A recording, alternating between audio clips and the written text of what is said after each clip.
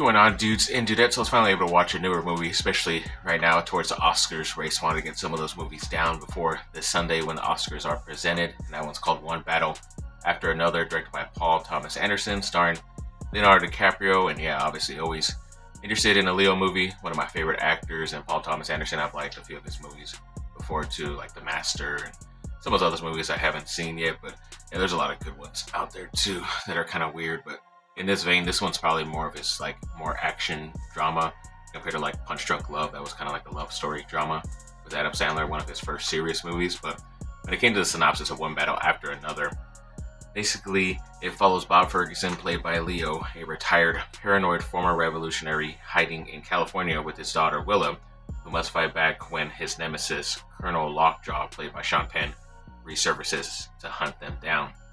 And yeah, there's this whole thing where Leo's in a relationship with this woman who's like basically one of the leaders of like the freedom fighters and starting all this trouble and trying to help out immigrants and stuff out there at the time whenever this is based in. They don't really say a time period, but yeah, I guess there's this one colonel that they end up trying to screw over because he's one of the main guys who's played by Sean Penn down there, and he finally catches up with them. And there's like also some weird like sexual history between Leo's girlfriend, the main chick, and Sean Penn, but you'll learn that out. It's kind of weird at first when you're seeing it, but then you kind of realize certain stuff that ends up happening and who's related to who and all that stuff towards the end of the movie and all that good stuff. But yeah, when it comes to overall experience of watching the movie, I loved it, even though it was like a little bit too long. It was like around 2 hours and 40 something minutes, but maybe cut out like 5 to 10 minutes. But either way, I still thought it was really good, and I had to watch it with ads on HBO Max, so it was like every like certain amount of minutes you saw another minute of ads, but I still thought it flowed pretty well.